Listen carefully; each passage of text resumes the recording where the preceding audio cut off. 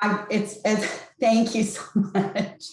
And for those of you who saw us just awkwardly sitting here in silence, we had a bit of a technical issue and none of us were allowed to unmute. So I'm sorry that we were a little bit late starting. I want to welcome council, the public, and of course staff to our meeting on May the 12th. And I would ask if you would please mute your microphones on your own when you're not speaking, and comments during this public meeting will be both audio and video recorded and shall form part of the public record.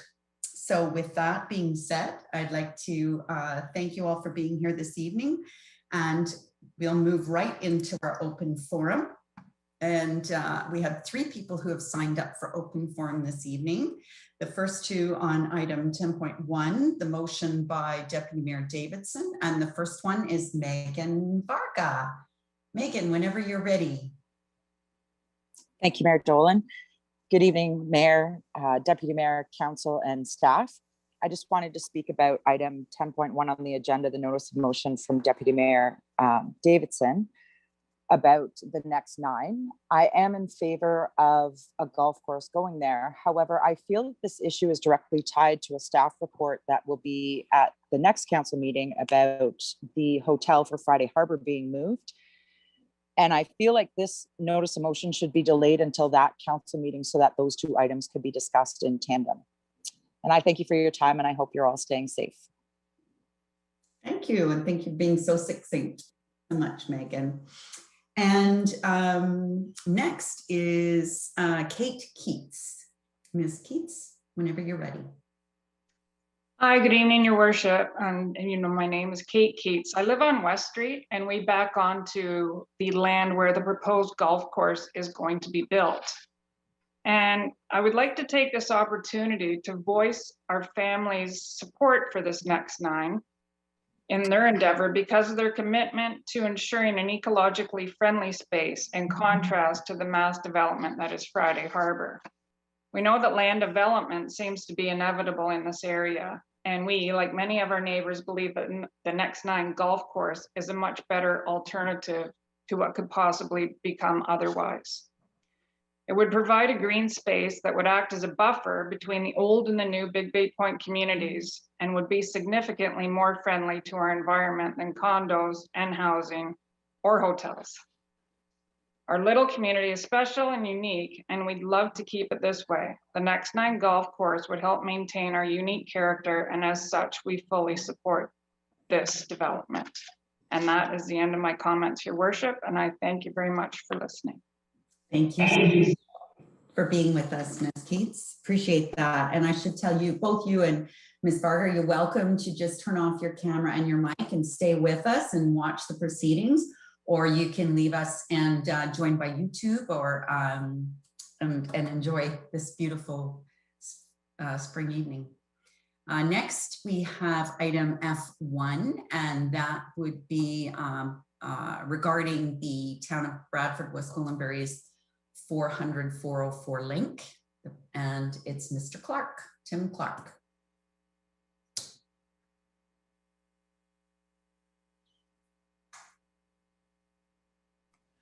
There we go. We can hear you. Yes. Good evening, Your Worship. We can't see you, and that's okay. You don't have to turn your camera on if you don't want, but just thought. We seem to be having a little. There we go. Oh, there you are. Welcome. 24 years ago, the last major environment assessment was completed for the proposed 16.2 kilometer Bradford bypass highway. Many protections, rules, and regulation have arisen since then. I'm Tim Clark, Vice President of the Innisfil District Association. We fully support a coalition of more than 20 fellow environmental groups that are very concerned about this project. What's new since '97? The GO train, climate change, and the 118 policies embedded in the Lake Simcoe Protection Plan, covering the massive Lake Simcoe watershed area. And these things protect, in particular, natural heritage features, fish and migratory bird habitats, and wetlands. The bypass route cuts through greenbelt lands, near the mouth of the Holland River. The boundaries set for the new highway will impact wetlands and protected farmlands, placing migratory birds and aquatic life at risk and contributing to an increase in carbon emissions. Speaking of carbon emissions, the 97 assessment didn't consider an increase in public transit, such as the GO line, or the improvement of existing roads as a better alternative. There may be an impact on Bradford itself. Town bypasses tend to hurt local businesses, and the principle of induced travel demand will bring more congestion, a sort of if you build it, they will come. You can see this in Toronto whenever a major road improvement quickly fills up. The true beneficiaries will likely be commercial traffic, not commuters.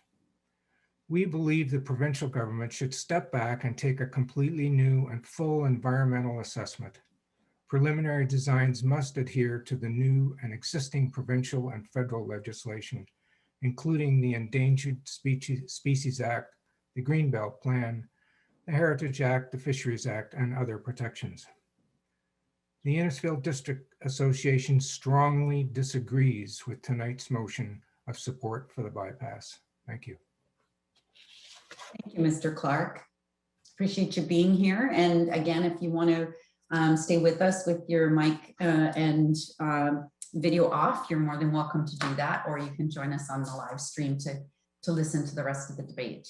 Thank you. Thank you. So that is our open forum for this evening. And next we will move to the approval of the agenda. We did have one item that was added since the agenda was first published, and that was correspondence from the Lake Simcoe Region Conservation Authority regarding item 10.1. So I'd be asking for approval of the agenda to include that new piece of evidence. A mover and a seconder, please. Councillor Waters and Councillor Fowler, all those in favor? And that passes. Thank you so much. Now we'll go to disclosures of interest. Is there any disclosures of conflict or pecuniary interest on tonight's agenda? Councillor Ices. Thank you, Your Worship. I have submitted a statement of a disclosure of pecuniary interest on item C1, the staff report regarding the roundabout at 25th Side Road and Big Bay Point. Thank you. Did you just want to state the general nature? Oh, yes, of course. I have family that owns one corner of that intersection, so there will be land acquisition happening to further this project. Thank you for that, Councillor Ices. It's duly noted. And if you could just ask you when we get to that item, if it is pulled, if you could just turn your camera off during that item, it would be much appreciated. Next is item 5, presentations and petitions. And we're very fortunate to have with us tonight Dan Taylor, our economic development catalyst. And it is, besides being Police Week and National Nurses Week, it is also Economic Development Week. So we were here to get a presentation this evening from Mr. Taylor and bring us an update on our economic development activities. Mr. Taylor, whenever you're ready. Great, thank you. You can hear me and see me okay? We're good? Wonderful, yeah. So it's been a while. We thought we would bring an update. There's been a lot going on, as we know, in the world and the overall economy. So we wanted to bring council up to date as to our activities. Next slide, please. So we're going to talk a little bit about what we're doing locally. We want to feature some accomplishments over the last several months plus, and highlight a few other activities that we think are worthy of council and the community's attention. Next slide, please. Today, actually, we launched really, I guess, what would be called a buy local campaign with the Innisfil Journal, where we are promoting and supporting local businesses. I think it's about 45 businesses are in the program, and really it's our effort to do whatever we can to support local businesses. A few other activities, folks may be aware of Digital Main Street and Shop Here. It's a program that we participated in. It's a provincial, possibly even national program. And we are working with local businesses. We think the uptake could be stronger. So we're gonna dive a little deeper and see how we can get more involved, get more of our businesses involved in the program. I think everybody's familiar with Nottawa Saga Futures, and they have something called a Business Excellence Center. So I think our department is a little guilty of promoting our shiny objects, and we are going to talk about DMZ, for example, as one of our shiny objects, but we don't always sort of talk about some bread and butter and some fundamental things. So we thought we'd just shine a light on that. So that's a program that we support. So we provide some financial contribution, and in fact are helping them a little bit with their market position and reach stronger into our community, where companies might need business advice, other business supports, etc. So that is available to businesses within our community, and we're a good partner with Nottawa Saga Futures. Just wanted to bring council up to date on that, and if we could go to the next slide. I think everybody is familiar with What's for Dinner Tonight, which is a project that we did probably about a year ago that helped 30 or so restaurants and a delivery service go from 300 deliveries a week to 1,500 in its peak. And then after we provided support, they sort of leveled out at a great number of around 1,100 per week. We were approached a few months back about a project called Innisfil, which was to promote local restaurant purchases, etc. So we had just a minor contribution on our end, a few $1,000s, and it gave some discounts off delivery, and that worked really well. So again, supporting local business wherever we can. There's another group called South Simcoe Startup that really is plugged into the local entrepreneurial community. We provide them support, and then they in turn, it's a form of leverage for us, go and work with local startups and help them out wherever they can, which is great. With respect to diversity and equity, we partnered with Sandbox, and we've been involved in female entrepreneurship and business support for quite a few years. And we participated in a program called Accelerate Her, which is all about helping female entrepreneurs. Just again, some simple updates for council. If we could go to the next slide.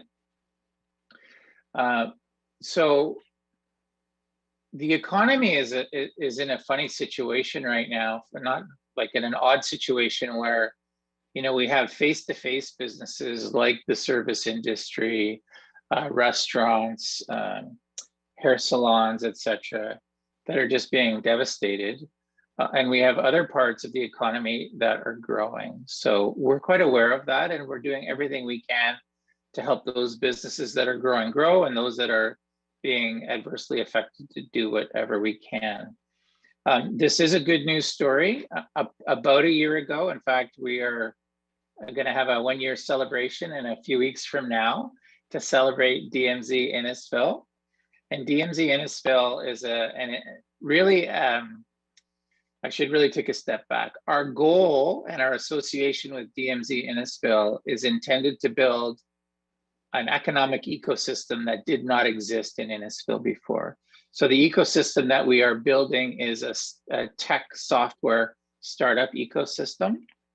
It's a very bold ambition that council and senior admin have been very supportive towards. And I'm delighted to say that from all accounts, it's highly successful. We have our capacity is 25 startups per year, and we are at 20 right now. They've created approximately 30 local jobs. We've helped some founders move to the community.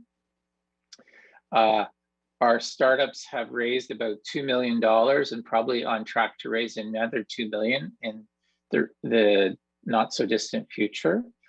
But I think what's more important is We are showcasing Innisfil again as an innovative community that can do big, bold, great things, and we're succeeding at it. And there's a long way to go, but I think all of us can be proud of our accomplishments.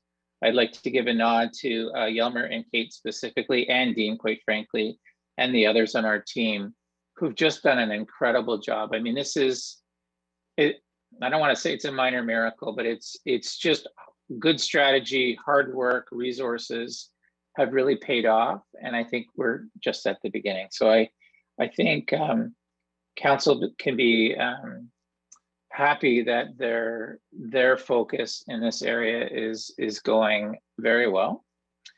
We have a significant grant application that council gave us the go-ahead about a year ago to put forward that got delayed by COVID. We believe we're in good stead. I mean, there's no guarantees, but hopefully over the next couple of months, we'll find out whether or not there's funding for that. That could be a 3 to 5 year window, which would really help augment our efforts. 2 exciting extensions of DMC Innisfil. Because we are learning so much about how to help businesses grow, we are now going to create a DMZ local, for lack of a better term. If this was an investment attraction initiative, now we're going to take those same skills and put them into the community and target. We've got about 20 or 30 companies that we're targeting, and we're hoping to get a half a dozen or so in the program where we can help them maybe double or more their business over the next 12, 24, 36 months. So I think it's really great. We built this foundation, we've got some insight, and now we can go deeper and help some existing businesses in our community. And I think council has heard us talk about GovTech before. At the moment, what we call ourselves is sector agnostic. So we don't focus on any particular sector. We are going to add a sector of government technology. With the hackathon about a year ago, we were quite successful at that. And we think there's a demand, and it will position Innisfil uniquely that way. On to the next slide, please. I'm really pleased to announce an evolution of a concept that we've talked about for a while, and we've started. You've heard us talk about, and I think council's aware of a concierge service. So we are taking that idea to the next level. We finished phase 1. We've just wrapped up an RFP for phase 2, 3, and 4, which will be completed this year. And we're calling it Investor Service Excellence Program. So this is strategic and holistic, meaning we are working with the entire organization, planning in particular, who's done a lot of work about their processes and systems, what's working, what needs improvement. And as an organization with a theme of one town, one team, and cross-functionality, we are looking at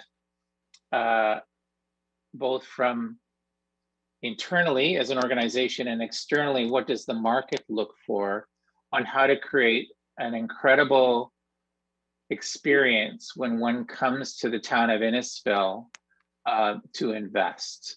Our goal is that we make investing more streamlined, easier, a better experience. And our belief is if we can do that, we will process more investment. We will create a great word of mouth and an increased reputation. And we believe all those things on their own will create more investment opportunities for us. So happy to keep council posted. And if they have any questions now or later, we'd be happy to answer them. But we're quite excited about that. I think folks are familiar with a project we shared probably 18 or 24 months ago, downtown Alcona. An investment attraction. We created a 3D visualization to really take our planning policies and our economic development visions and animate them so that investors could understand what we were doing. The investment demand in Innisfil and in Alcona is extremely strong. We have a handful of files we're working on right now in various stages, from construction to conversations. So just want council to know that. The other thing that we are working on is an expanded expansion and retention program.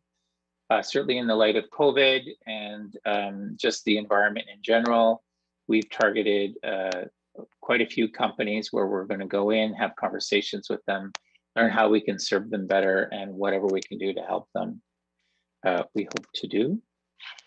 Something happened on January 1. I'm not sure exactly what it was, whether it's COVID, local, the economy, local versus offshoring investment, but industrial investment inquiries are off the charts. We have probably a dozen plus files that are very active and very serious. I believe, but if council's not familiar with, the church property was sold recently in Innisfil Heights. A local company that develops homes called RCC bought the property. They brought an investor already called IHL, who's building a approximately 100,000 square foot facility that's a modern, almost just-in-time way of ordering home building supplies, etc. Their vision is to, and they have demand for already a handful of other folks to parcel out 8 or 9 other lots and further develop that. There's more developments on the way that we cannot share at this moment, but I just want council to know that there's an incredible amount of interest and activity. This is not unique to Innisfil, it's North American wide, it's Ontario wide, and we're a benefactor of that because of our position, the lands that we have, etc. We keep revamping and upgrading our websites to make sure we're on track. We're working with Tim Kane and the Orbit project on an Orbit website. I'll share just a little snippet in a moment, but more to come. We've got some great marketing where we're really focused on connecting with leads and specific investors so that we can have conversations. Next slide, please. I'm cognizant of time. I'm trying to go through this as quickly as possible. Why don't I keep it at that? There's a new, this is our recommended logo for the Orbit, and we're working with the Orbit team to develop a website that is an all-in-one website where we post MZO issues, planning issues, citizen issues, marketing to fill up the site for new businesses that come there, etc. We'll go to the next site. The next slide, thank you. We've worked with planning internally to come up with a commercial space update where planning, the public, our investors can see all the investments that are happening right now. So it's a visual and a look-see.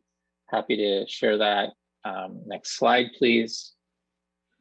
And I did mention that there's an incredible demand for a variety of industrial and commercial investment. And we're working hard and closely with industry and with our internal stakeholders to make sure we can make most of those investments happen.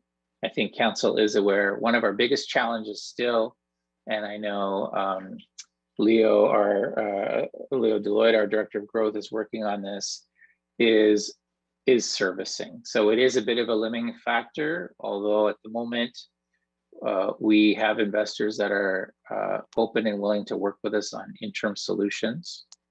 And so we're fortunate that it's a partial barrier, but it's not a total barrier.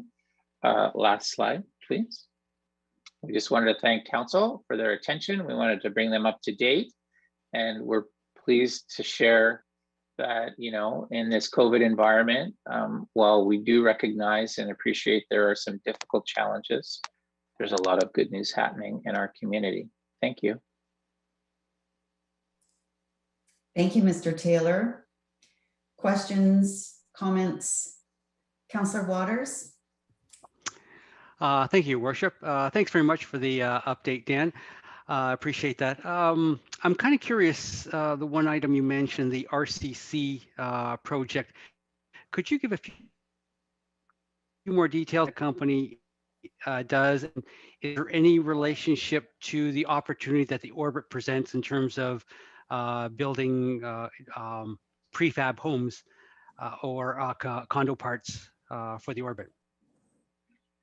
Yeah, I mean, that's a very good question. I'm gonna take one step back and then go a step in, and I'm not sure how much I can actually answer your question. One of the things that we're looking at is creating a vision for what our Innisfil Heights can look like, and connecting that to the growth in residential and how our employment lands and our residential growth tie together, specifically with respect to IHL. I guess I would say it's premature, or we don't know enough about, or there haven't been any discussions yet on how we might link the two. There very well may be linkages. And to your point, if there are not direct linkages there, that definitely can be an investment attraction strategy to make sure that we are attracting opportunities that tie directly into the, the medium to long-term construction of the orbit. So we're not quite there yet, is the simple answer. Thank you. Thank you, Councillor. Councillor Ices.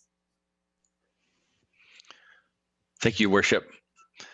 Yeah, great presentation, Dan. It's great to hear good news about employment in our town. You talked about the DMZ program and its capacity of 25 applicants. What would be the restrictions on that, and do you, as that number grows, are you looking to expand that program? Yeah. So again, when I say the simple answer, it's just because we haven't gone deeper yet. It's not that we haven't thought about deeper. So the simple answer is our contract with DMZ is when we started a little over a year ago, they felt that they would be able to service 25 startups with the amount of resources allocated to that. I'm not sure if you're implying this, but I'll riff a little bit, for lack of a better term, if you will. Certainly our view is we would not want to have a capacity cap, meaning if there was an opportunity to put 30 or 40 or 50 or more at any one time through the program, how could we do that? So we at the moment, it's on our B priority list, but we are looking at alternative models for financing, increased financial resources coming to the program through possibly FedDev. That would be a big one. Sponsorship, participants funding the program. So I think what you're saying, I'm going to say I'm with you. We do not want to have a cap on our capacity. There may be other arrangements that we make with Ryerson and or other service providers. So I think there's a lot of options out there, and they're on our radar, and we've been, let's say, the toes in the water at the moment. And I mean, other than FedDev, if FedDev comes through, it's more than our whole body would be in the water, because it's a significant grant ask, and it would allow us to kind of leapfrog a lot more towards possibly doubling our capacity. Thank you. Thank you, Councillor. I had Councillor Sadi next.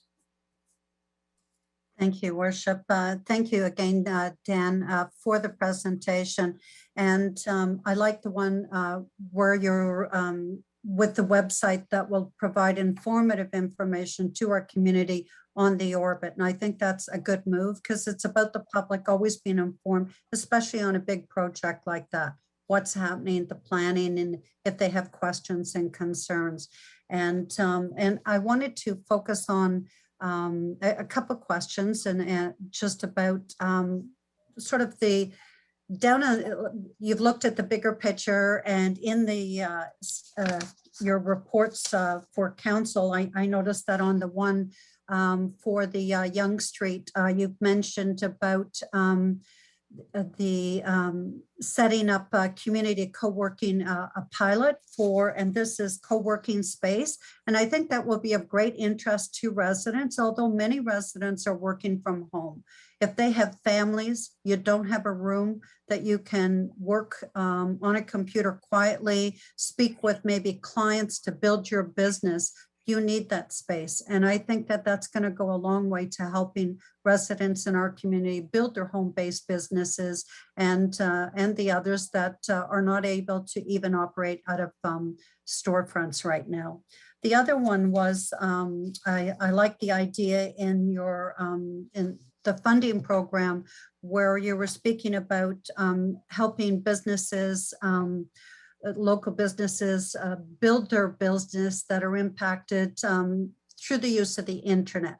So they can't provide a business now, and assisting them to understand how they can build that up. And you did mention about, you know, there's that catchment area that we're all aware of and so conscious that they're hurting the most.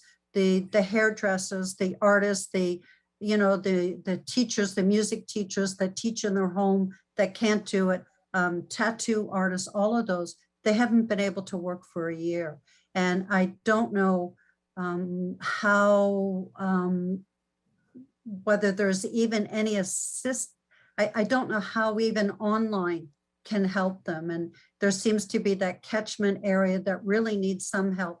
Don't have the magic answer. I don't know that anybody does, but I think just that we're aware of it and anything that we can do to help and support. Thank you. Did you want to respond to that at all, Dan, or? Sure. I mean, so again, we're on the same page, meaning we have awareness. As we know, there are, provincial and federal programs to provide some assistance. And we are making a conscientious effort to reach farther and deeper, like as part of our work, to make sure that if there are companies that we think we can help, that need help, that aren't getting the help that they need, we will do whatever we can to help them. I mean, it is a difficult situation. It's such a strange environment, but we want to help people that either we find and or reach out to us that need help. We'll do everything that we can. A big part of economic development is, the simple term is retention and expansion. Some of the answers are not easy in this time. I did mention some resources that we partner with, and some other resources that we have, and anything we can do to help folks, absolutely we want to do. I mean, it's, I don't want to sound too gleeful about all the great opportunities, because it's this dichotomy of the great investment that's happening and some great things happening, and other people that are almost helpless because of the environment. So it's we're cognizant of both, and anything we can do to help, we want to. Thank you. Thank you, Mr. Taylor. Deputy Mayor Davidson, did I see your card? Oh, no, sorry. Was there another person that had their card up? Or am I seeing yellow out of the corner of my eyes? Okay, thank you very much. A couple of takeaways that I have was, one of them is, I love how, like, it's not reinventing the wheel. You're using the infrastructure that's on the ground, and like, how can we make that better?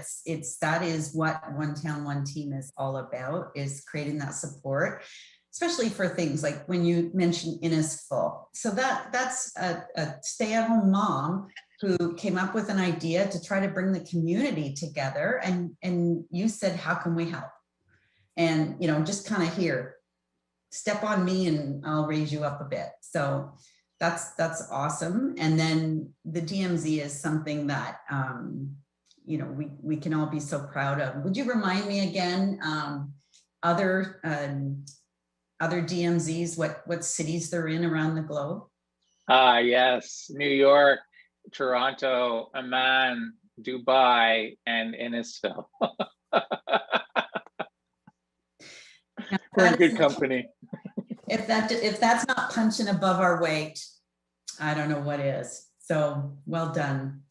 And as far as the servicing out to the 400, Councillor Van Berkel will contest how long that's been an issue here. However, because of the construction the county is doing on County Road 21, and at the same time, because the MTO is going to be redoing the bridge at the 400, although the good news is we can piggyback with them and make it much more reasonable. The bad news is we live by their time schedule as opposed to our own.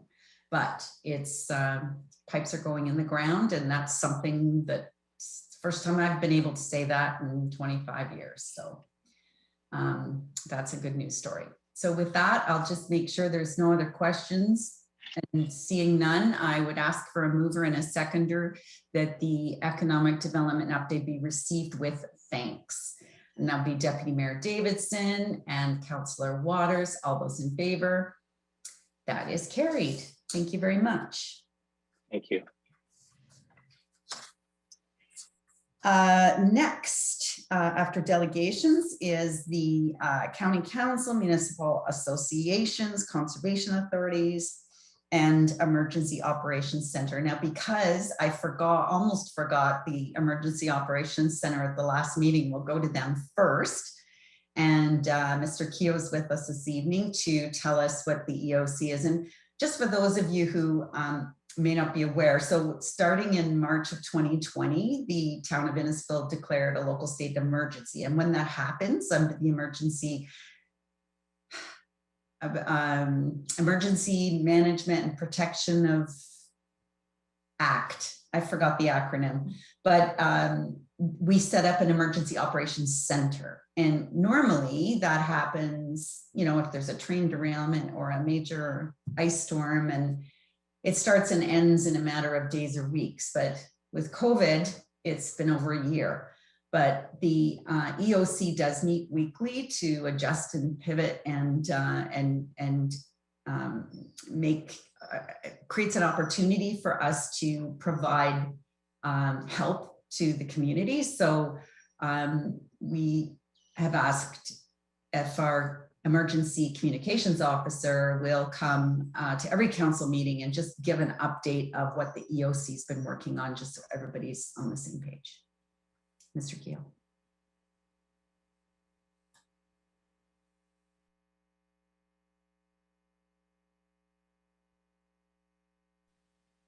Thank you, Your Worship, for that introduction. My apologies. Sometimes it doesn't matter how much practice you have, it takes so long just to find the button right. Thank you, Your Worship, Deputy Mayor Davidson, members of council, and to the public. Pleased to bring you this update on behalf of the EOC and the 110-1 team. From the Simcoe Muskoka District Health Unit, we were informed that locally we have seen a decrease in cases, including a decrease in hospitalizations, but that said, cases are still quite high, unfortunately.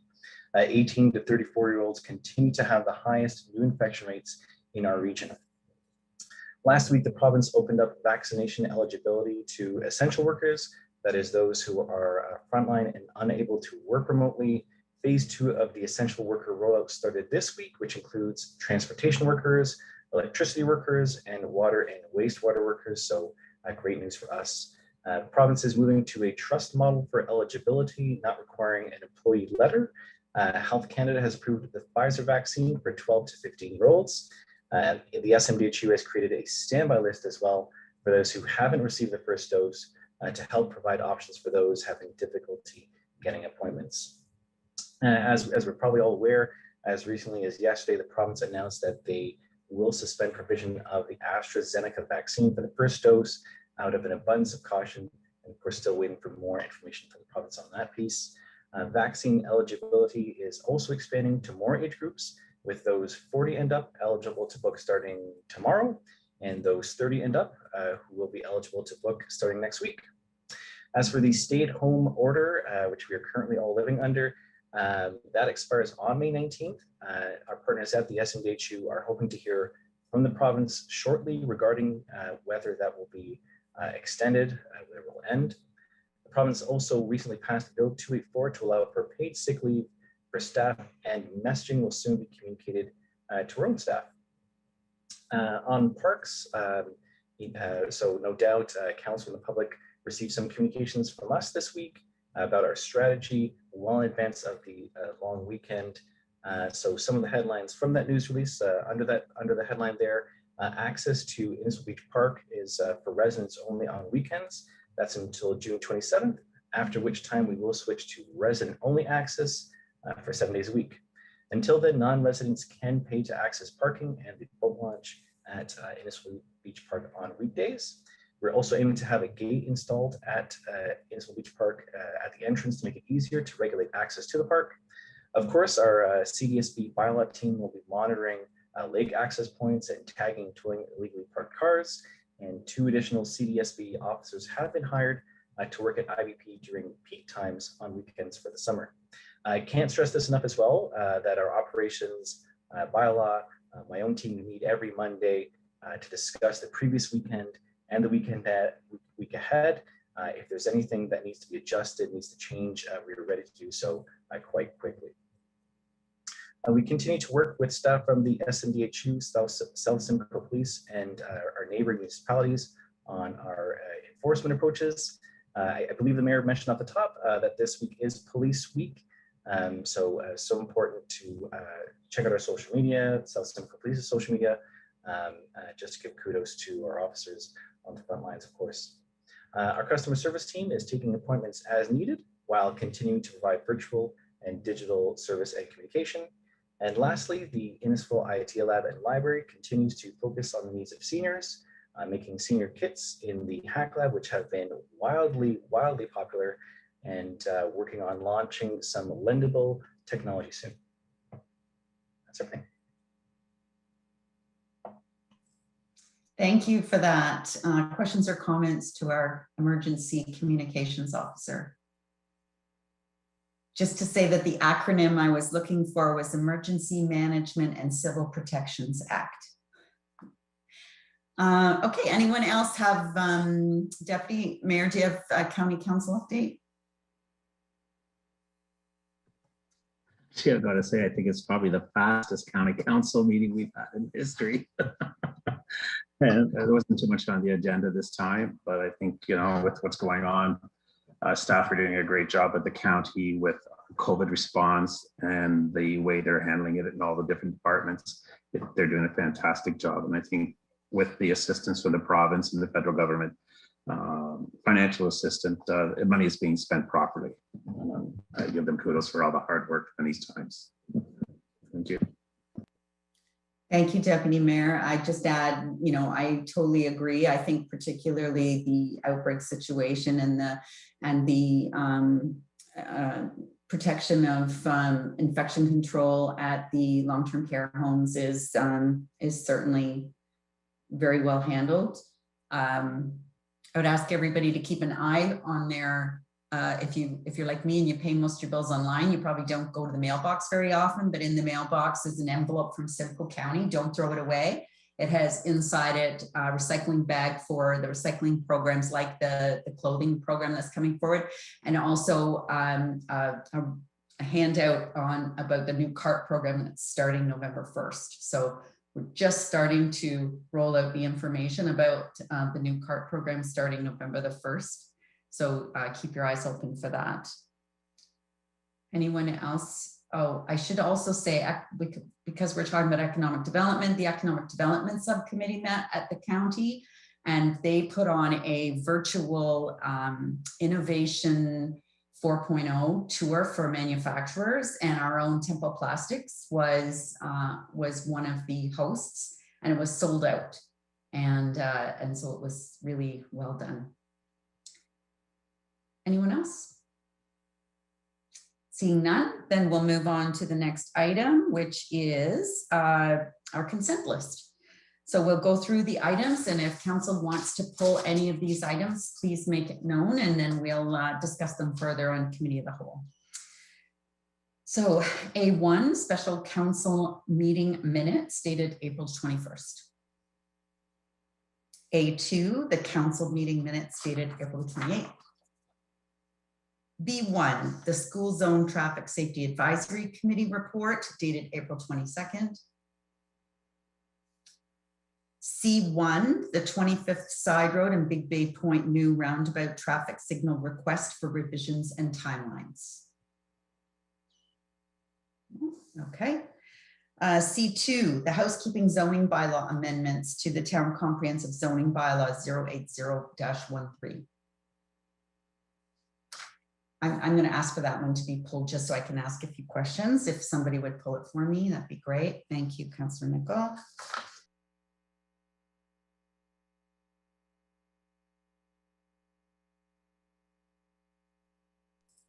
Sorry, I hit my space bar. C3, the 2021 Economic Development Funding Program. I just want to let staff know that there's a very good chance this could be the last year. This has been a four-year program, or it's renewed every year, but I really think this is probably going to be the last year. C4, the lease renewal for 8,000 Yonge Street.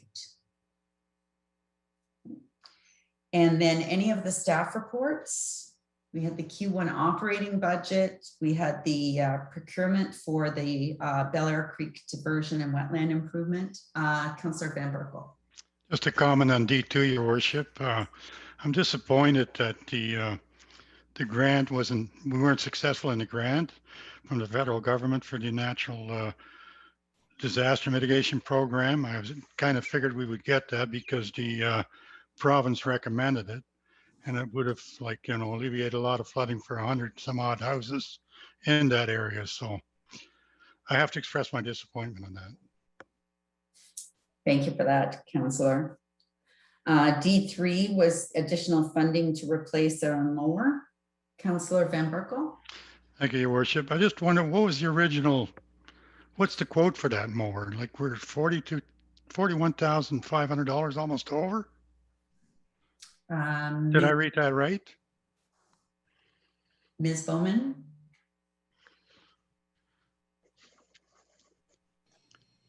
We're on D3, and the councillor was asking about the overage. Yes, thank you, Your Worship, and through you to Councillor Van Berkel. We have found that COVID has affected the prices of a number of the equipment that we've purchased. So that is one that has gone above what we originally thought it would cost. The good news is that based on the surplus from our previous purchases, we can cover the incremental cost, and it's within our usual tolerance in order to have the Treasurer and CAO sign off. And we're bringing it to your attention as per policy. What was the original like estimate on that more? Yeah, if you just kindly give me a minute, I've just got to pull that up.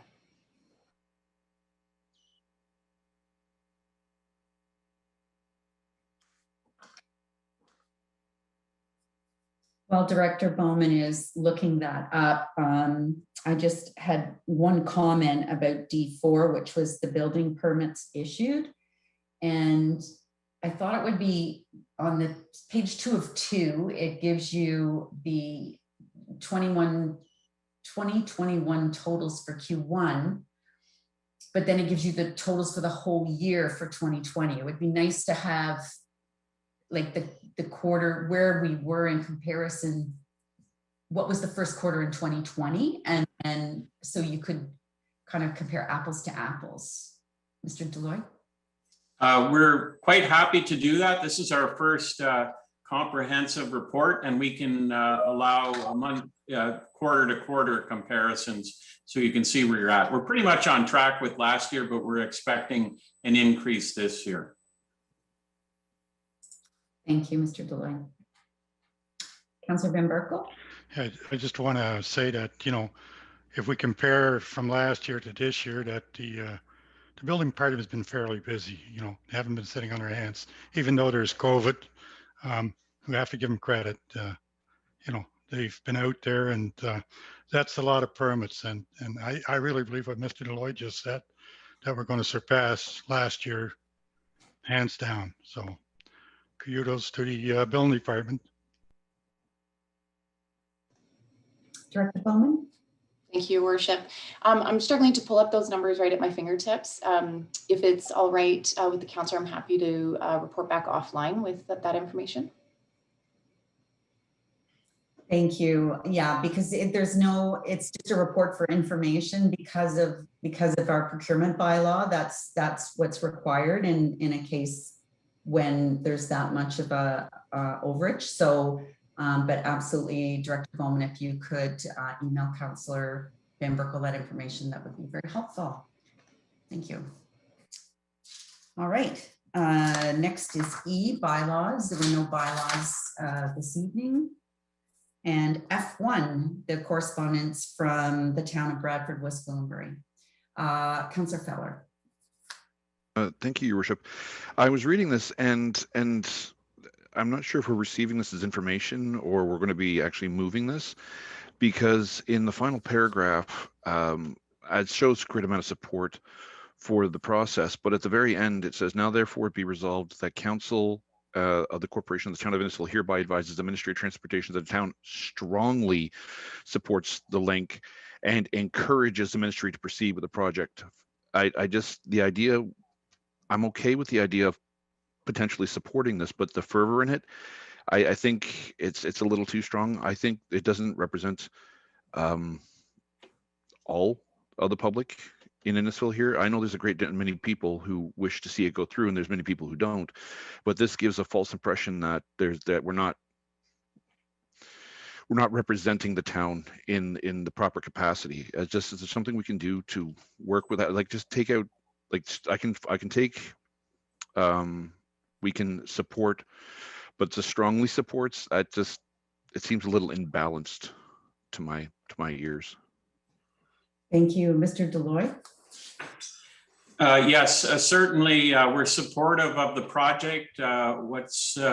This project will be good for the entire region, and that will strengthen the region.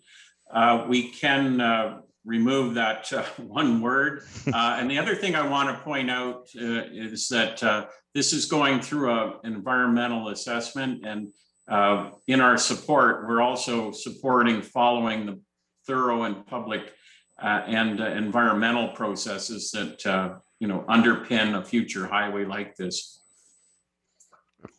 Thank you, Mr. Deloy. And I would just add, if I could, that that's been the position of this council, but the council before as well. It was former Mayor Walkup who supported and actually went and lobbied the Ministry of Transportation at that time to try to put this back on the books, simply because of the benefit for Innisfil residents who commute to the city, and also for our neighbors to the south, Bradford, because of I don't know if anybody has been through Bradford at rush hour over Bridge Street, but I recognize Mr.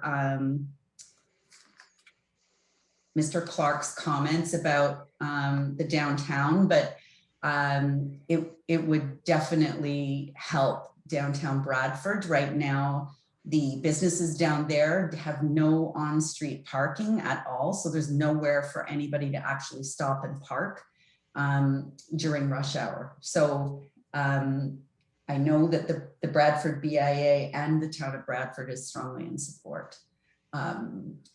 Councillor Waters. Yes, thank you, Your Worship. I'm just wondering whether or not we should pull this to have a more fulsome discussion about it, because there's something was just mentioned about the environmental report. I thought they were basing approval on this on an environmental report that was decades old. So I wouldn't mind pulling it just to have a more fulsome discussion on it, because just 2 weeks ago we decided not to, put our opinion forth on the wastewater treatment system in Newmarket. So I'm not too sure why we're doing this now when we had that discussion on another project that was in Newmarket. So I would like to pull it to have a more fulsome discussion.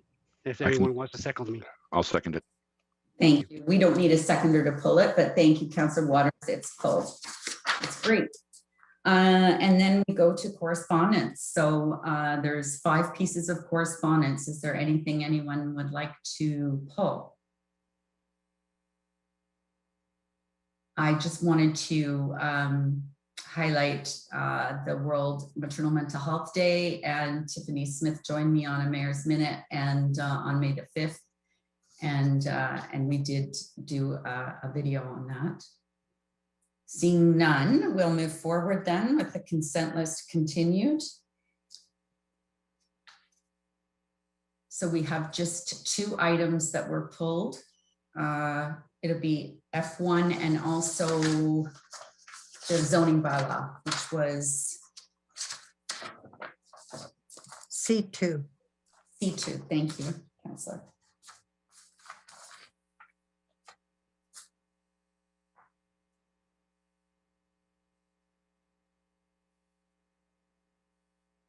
Thank you. So the recommendation is there before you. Mover and a seconder, please. Deputy Mayor Davidson and Councillor Arsati, all those in favor? That's carried. Okay, now a motion to resolve into committee of the whole, please. That would be Councillor Ices and Councillor Waters. All those in favor? That is carried.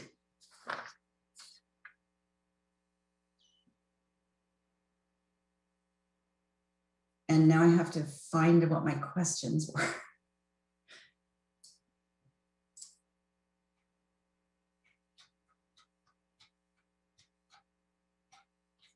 Excuse me, did anyone else have any questions while I'm looking violently for what I highlighted?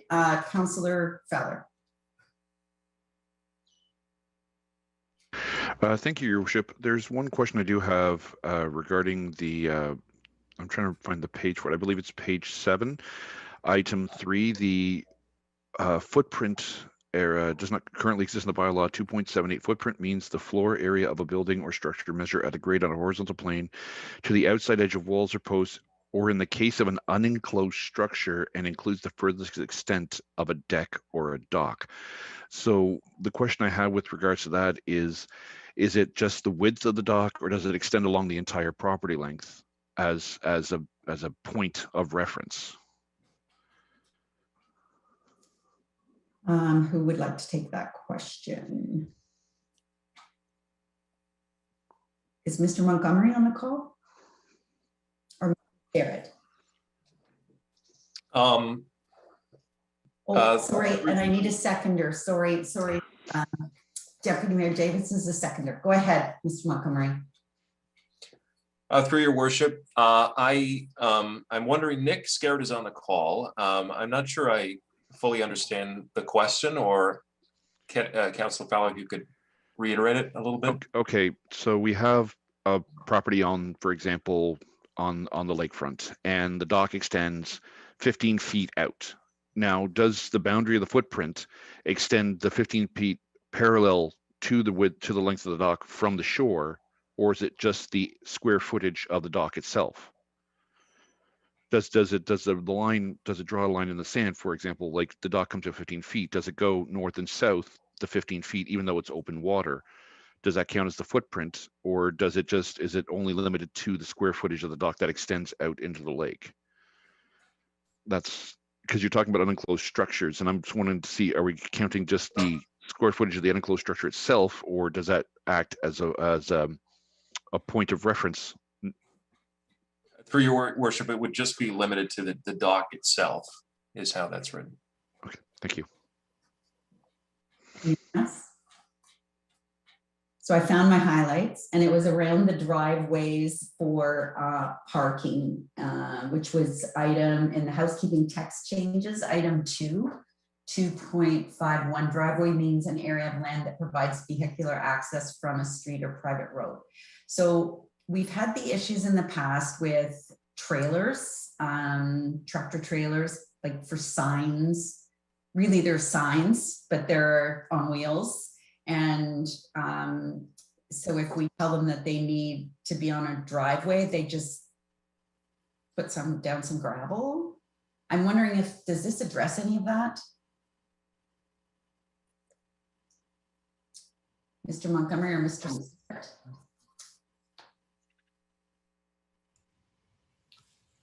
Your worship, I can address that question for council. This section is just clarifying when you have block cluster townhouse developments and those internal roadways. We've had some interpretation issues with internal roadways on those block cluster townhouse developments. This is just to clarify that. All parking of vehicles are permitted on a driveway. And not on landscaped open space. There are other sections of the zoning bylaw that capture that. Okay, thank you very much for that. Anyone else? Seeing none, all those in favor of the recommendation as is on the screen? That is carried. Next item was F1, spoke by Councillor Waters. And do you have a seconder, Councillor Waters, or did you want someone else to move it and second it, or? Well, I'll ask if anyone wants to second it. There we go. There you go, Councillor Fowler. Thank you. I thought I would pull this because, as I mentioned earlier, we had a discussion 2 weeks ago on the wastewater treatment facilities in Newmarket, and several councillors suggested that, why are we commenting on this when it's not in our jurisdiction? And the same thing, that same thing could happen to us if we want to have a wastewater facility here.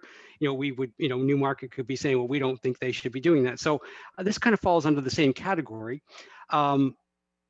So that was my one point. The other point is that if I could ask staff whether or not this is going to be going through a full up-to-date environmental assessment review, or whether or not they're going to be using one that was done 20 years ago. So if I could ask that question before I go on any further, that would be helpful. Sure, Director Deloy. I can answer the first question. There is some similarities in the sense that this major 400 series and bypass projects are good for a healthy local economy. The Metrolinx line, the GO stations, all these highway projects are good for the region and therefore good for Innisfil. So I think there's one point. The other point, it's a subtlety, is Innisfil is going to be needing a bypass at some point in the not too distant future in an area to the south. And so I think we just want to work with our neighbors and support them. And we hope that they'll support us and when we come forward with our bypass plans. And the environmental assessment question, I don't have an answer, but we could do a memo to council to answer that fully. I'm not sure if any one of my colleagues knows.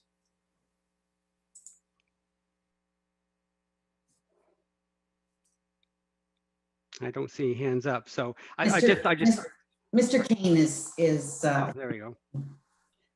Yes, my hand's up, but I don't have an answer as well. So just to clarify, I think that we could send a brief email to council as a follow-up from that question tonight, Councillor Waters. And just to clarify, the bypass that Mr. Deloy is talking about is the long-standing and depending on who he's talked to, overdue potential bypass for the village of Cookstown. So I know it's near and dear to some councillors' hearts and mayor's hearts, and certainly we haven't lost sight of that, and working cooperatively with our neighbors will only help that process.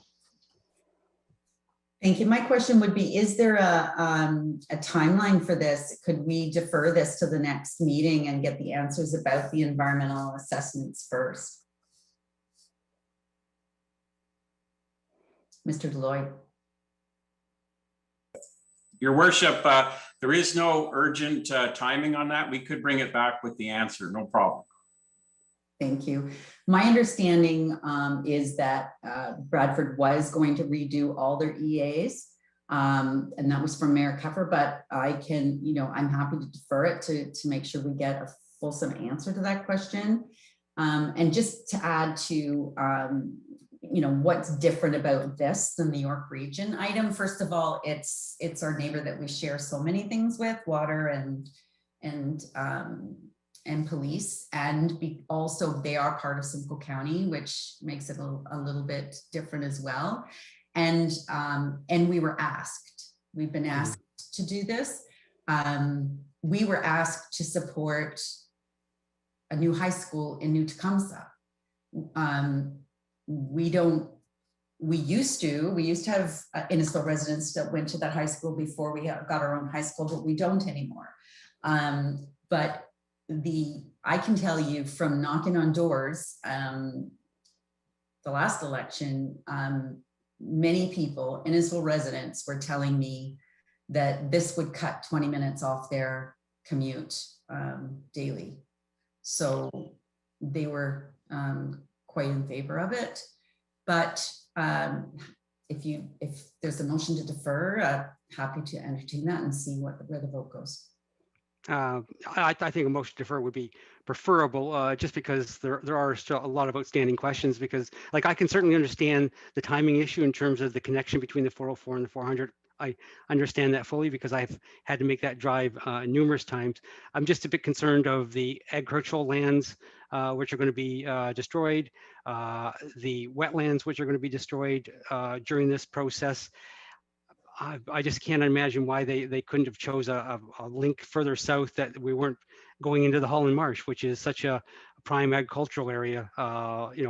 So I would like to defer it until we get some of those further answers to make an educated decision on that. And then also I think to give other groups an opportunity to maybe better inform us in terms of what some of the issues might be with the bypass. So I certainly understand the need for it in terms of timing and all that kind of stuff. I just would like a bit more information on the environmental concerns that are at hand.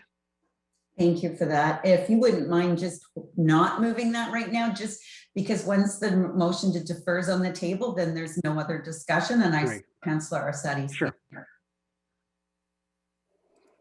Thank you. Yes, that's what I was just wondering about with this correspondence. Certainly from a perspective of mobility. And as you mentioned, many of our residents in Innisfil are commuters and having to get to the city, East End and West End. So the 400, isn't always the answer to get down to the 400, 401, 407, and 404 is essential, and the backup that's on the highway. I know with my husband, when he was traveling to the city, would use the 404, and it does cut time. It would make a difference to many residents that have to drive as well. But I was interested in the environmental as well, because although it was saying that we approved this, certainly like the idea of the highway and coming in, but I just like a little bit more information on the environmental. And it did say that there would be, I'm looking at this, the Ministry of Transportation would carry out a public consultation program. Would that come as far as Innisfil for public consultation? Or is that public consultation for Bradford itself? How far does that go? I would imagine it would be centered around Bradford and East Gwillimbury, the two communities that it actually intersects. But Mr. Deloitte, did you? Yeah, I've seen some material where they're doing virtual presentations, so I don't see any reason while we're asking about the environmental, just to inquire about the extent of the public involvement. Councillor Nicol? Your Worship, obviously this was in the news just recently as well too, and as it's identified, this is a little bit different than any of the other things we were looking at. If we're looking for support for the Cookstown East-West link as well, it would be in our best interest to probably support our neighbor to the south.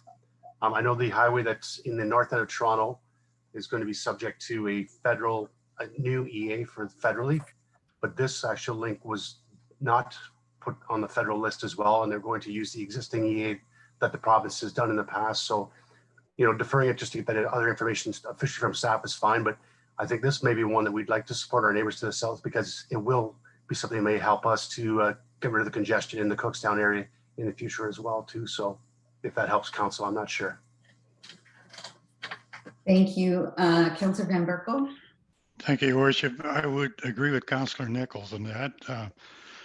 I think we're going to find out all of these things that we need to know anyway before this highway is going to get started through the process, through the public, consultations.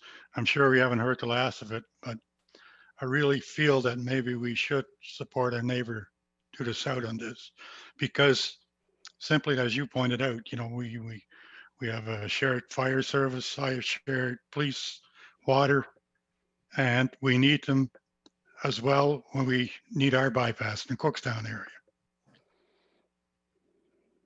So there is a link to bradfordbypass.ca that all of the studies and everything are on. And then the only other thing I'd like to point out, because I was around when they did the EA the first time, but much of that land is already acquired. So there is the land where it's going to go down River Road and in that area in East Goldenberry. They've acquired that land quite a few years ago. So it was very far along before all of a sudden it was pencils down. It was the farthest along project anywhere in our area.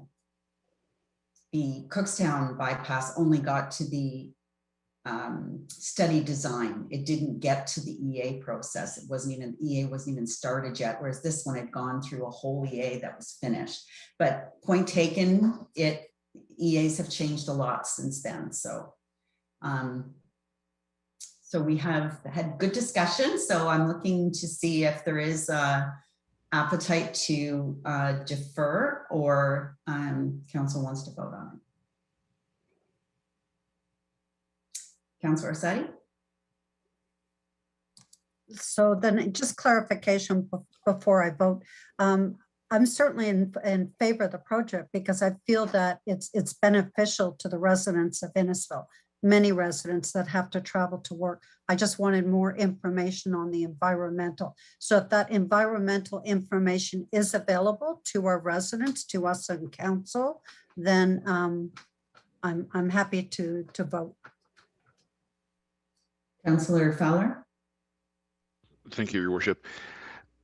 According to Mr. Deloyd, there is no major rush on this. And as much as I can see the benefits of the project, before I speak for the residents, I would prefer to have all the factual information before me. I know where I'm leaning, but I want to make sure that all my T's are crossed and my I's are dotted before I commit to anything. That's just my perspective on it.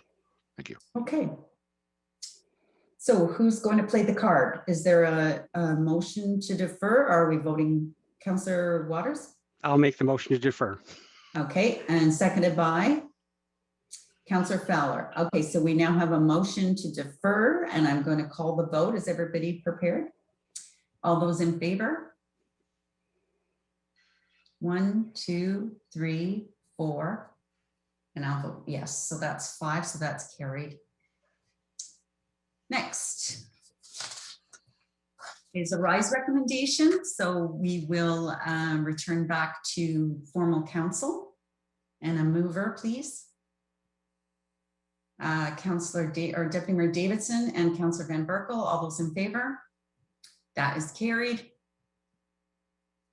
And consideration to adopt the recommendations from the committee of the whole this evening. Moved by Councillor Fowler, seconded by Councillor Waters, all those in favor? That is passed. And then we had the item, Deputy Clerk, did we have, where was the LSRCA correspondence that we added? Did we deal with that yet? Yes, Your Worship. It was on the, it was an added item under correspondence for information that was received. Okay, thank you for that. Great. All right, next is a notice of which notice has been given by Deputy Mayor Davidson. Thank you, Your Worship. Unfortunately tonight, since what's been brought forward in camera, and unfortunately, the counselor for this ward, it was unavailable for the education process and legal information that was received in camera. So at this point, I would like to defer this motion. Do you have a seconder for deferral? Councillor Van Berkel? Questions or comments from members of council? Can I ask staff, planning staff or director or manager, what are if you just, what you think of, what's your recommendation going forward? Yeah, certainly through you, Mayor. We've looked through the motion, and what the motion is requesting is that the official plan amendment that came in with the original application be considered, and through the suggestion by the deputy mayor that consideration be deferred to a future date. We planning staff have concerns. The original OPA is that came in with the original application doesn't reflect what is expressed here in the motion. It would actually allow for a golf course use across the site, and subject to sort of parameters that don't reflect a reduced golf course or that look to protecting the natural environment features through appropriate designations. So the draft official plan that came in originally with the application has we have concerns with it in terms of there being inconsistencies and errors within the official plan, as well as non-conformity with the county official plan and provincial policy framework, within which decisions by council need to conform and be consistent with. So there is, however, an opportunity, given that a decision was made on this OPA and zoning bylaw amendments. So there is an opportunity that with that now being that decision made and that appeal withdrawn, that the applicant can move forward with a revised official plan amendment and zoning bylaw amendment that reflect this reduced golf course with the appropriate updated studies and environmental mapping that allows staff to consider under the normal course of the Planning Act and circulate that and take it through the regular course, a regular process under the Planning Act, including public consultation on that, whatever that revised application represents. So happy to take questions on that. Questions for Manager of Planning, Deputy Mayor Davidson. Thank you, Worship. Yeah, I think a lot of the site plan specific, the specifics that we're requesting as we move forward, that can be done at the site plan time, where we're reducing this, where they are reducing the size of the golf course, but they're planning on doing, that can be done later in the site plan agreement. So that's why I'm deferring it. The information we got tonight was quite educational. So Mr. Deloitte, or did you want to respond to the Deputy Mayor's assumption? Certainly. So through the site plan control process would follow after an official plan and a zoning bylaw amendment are in place. And that official plan and zoning bylaw amendment has been decided on and reflects, as it stands, reflects the original application and not whatever this revised application is. And the official plan amendment and zoning bylaw amendment would need to be tailored around in order to establish any form of consistency and conformity with our upper levels of provincial and county policy, would need to protect the natural heritage or key natural heritage feature designations, which currently that official plan amendment would not do.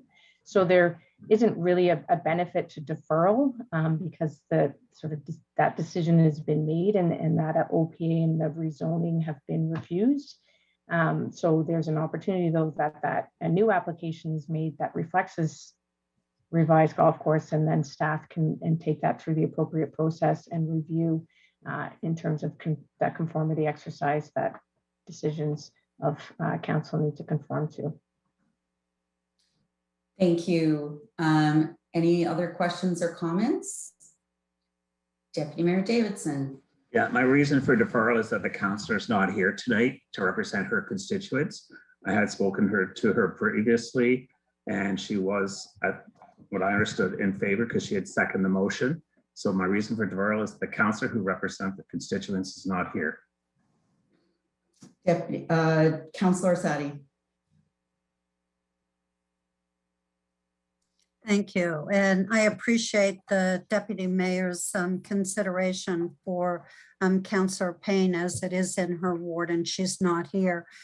The concern that I have, whether she's Excuse me, Your here- Worship, point of order. There's to be no discussion once a deferral is on the table, I understand. No, the order is that the discussion will be about the deferral. So Okay, so let's stick to the not deferral about only. the motion, but the debate can be about the deferral. Strictly, let's keep to that. Thank you. If I may Ahead. try. Sorry for the interruption. Okay, I will try again then. So this notice of motion circumvents the proper normal process in accordance with the council decision on this application. And by not approving this motion, then Next 9 has the opportunity to prepare new or revised applications to the planning staff at the town, who can review it, bring it back to council, and the applicable authorities be involved and allow the proper process for public consultation at that time. Thank you. Other questions or comments? Councillor Nicol. Your Worship, staying just on the deferral point here, unless I'm missing something procedurally, the notice of motion was brought forward properly. The seconder is nothing until tonight, so there is no seconder that's missing because it hasn't been put on the table yet. So I don't know how the Councillor Payne couldn't have been the seconder because it didn't happen this evening. So I think there's procedurally a mistake there. Maybe legal staff can clarify, but I don't know how deferring this because the seconder is not available is appropriate. Councillor Van Berkel's the seconder of this motion. So then I don't understand why we're talking about that we need to defer it, because the seconder, Deputy Mayor said the seconder was Councillor Payne, but you can't second a notice of motion. So I'm confused by the logic there. Thank you. Councillor Van Berkel. Your Worship, I second it to bring this on the table so we could discuss it. Thank you. Deputy Mayor Davidson. I'd like to table this discussion, please. So you're calling the question? Yes. Okay. So we have a motion to defer that is moved by Councillor Davidson and seconded by Councillor Van Berkel. Those in favor of deferring the motion? Those opposed?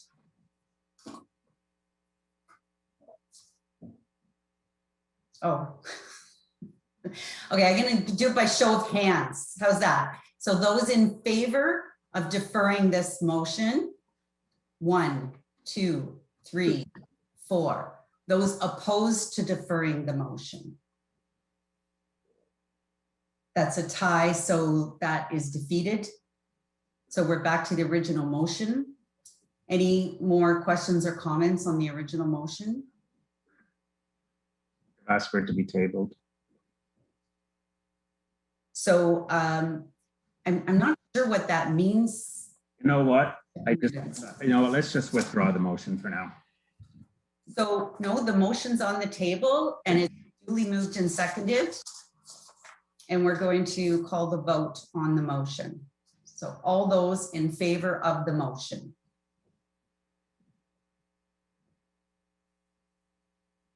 Three. Those opposed to the motion?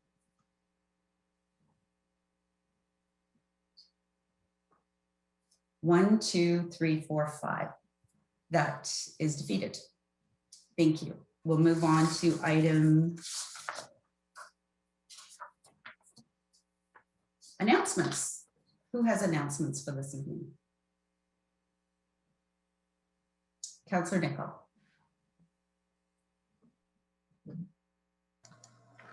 Hey, we're sorry to find my notes here again. I just wanted to kind of acknowledge that obviously we've all been under some, we've had to pivot during the pandemic here. And I was happy to witness today during homeschool time that Wyatt's teacher at Colony Beach School during the grade 5 time actually had the grade 5s watch a video of the mayor being interviewed about the orbit. Afterward, there was a great discussion by all the grade 5s, and they actually had to do searching to get who the mayor was, who the premier was, and who was the prime minister, and also some fun facts about Innisfil. So it was the highlight of my day was grade 5 civic learning. So congratulations. And Wyatt says, I know that, it's Lynn. Doesn't everybody know her? So.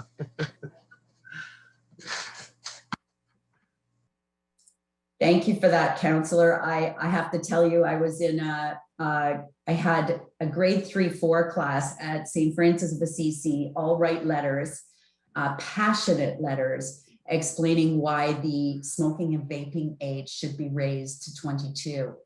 And they were like pages long, and I was on with them for about an hour. And I got to tell you, if that's an example of the youth of the adults of tomorrow, we're in good shape, because they were pretty darn clever kids. But thank you for that. Other announcements? Councillor Ices. Thank you, Worship. I was a little bit late to the closed session meeting as I was moving farm equipment around. So I just wanted to remind those driving the roads to have a little bit more patience as farmers are working hard to get the spring planting done.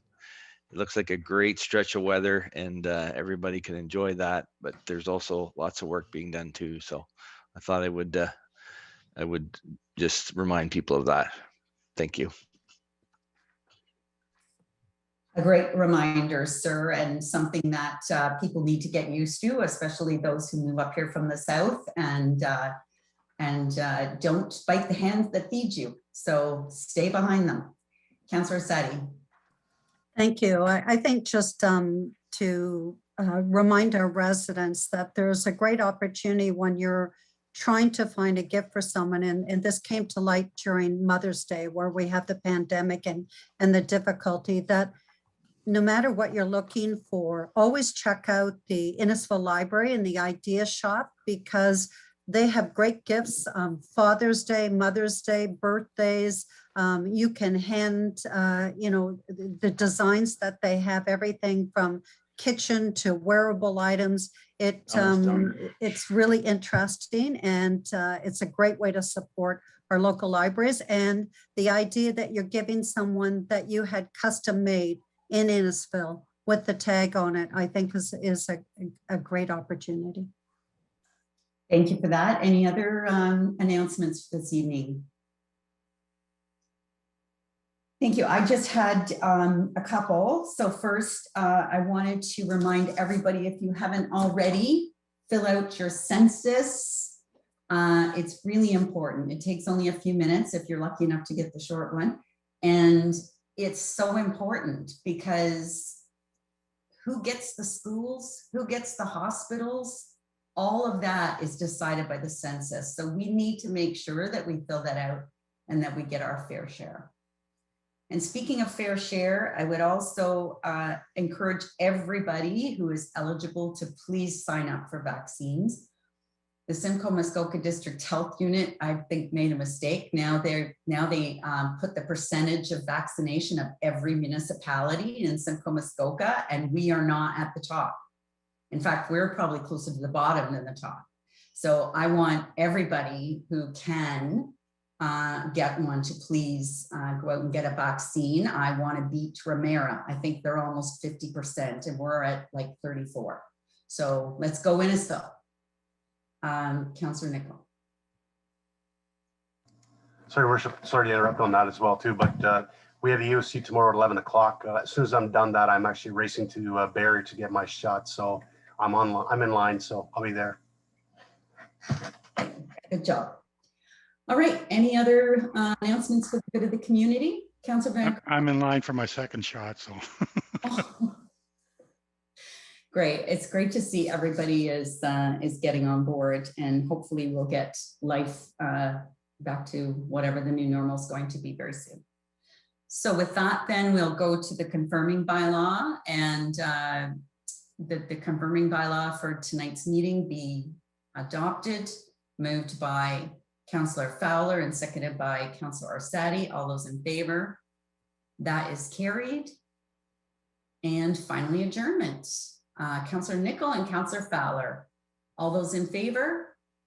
That is carried. Thank you, everyone. We're adjourned at 8:33. Reminder that there is a planning meeting starting at 6:30 next Wednesday, and then back to regular council the week after that. I wish everybody a lovely evening and enjoy the sun we're going to get for the next few days. Thanks, everyone. Night, everyone. Night. Night.